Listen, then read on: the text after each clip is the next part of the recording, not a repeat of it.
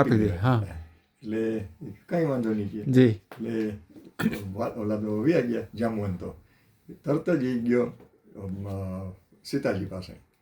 એ કે અયોધ્યાના રાજા રામ અહીંયા નજીક આવી ગયા છે લંકા ઉપર વિજય કરવા મેળવવા માટે અને એ યજ્ઞ કરવાના છે તો આપને ત્યાં પધારવાનું છે.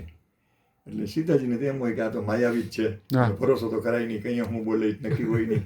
પણ અંદર ખાને ખુશી થયા. અંદર ખાને બોડી લેંગ્વેજ તો બોલી જ દે કે ખુશી, એટલે કે ખુશી થવાની જરૂર નથી, યજ્ઞ પૂરો થાય એટલે પાછું ઉઈ આવવાનું છે અહીંયા. કહી દીધું. તરત જ બોલેલો કુંભકર્ણને, કારણ કે એ વિદ્વાન માણસ હતો. એ કે તારે રામ યજ્ઞ કરવાના છે અને સીતાજીને તારે અહીંયા લઈ આવવાના છે, પાછી લઈ આવવાની જવાબદારી તારી. એટલે એને જવાબદારી સોંપી દીધી. એટલે એ દિવસ આવ્યો એટલે રાવણ તો જાય છે ત્યાં.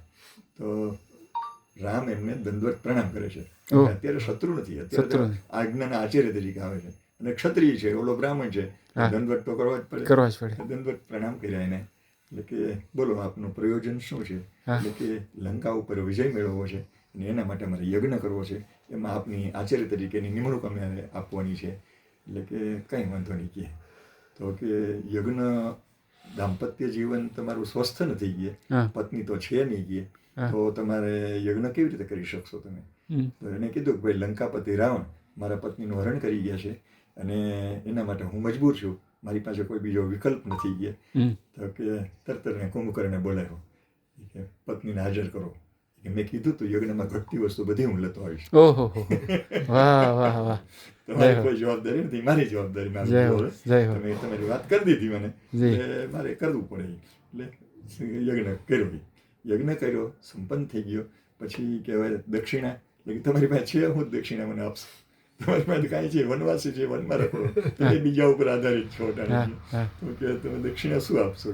એટલે કે યજ્ઞ દક્ષિણા વગર તો યજ્ઞ પૂરવાનું કહેવાય, મને એનું ફળ મળે નહીં ને બ્રાહ્મણનું ઋણ રહી જાય મારી ઉપર, તો મને ઉલટાનું વધારે તકલીફ થાય. કે તો કે એક કામ કરો, તમારે દક્ષિણા દેવી જ હોય તો જેથી મારું મૃત્યુ આવે ને તે રામ લક્ષ્મણ અને જાનકી ત્રણેય મારી સન્મુખ રહેજો.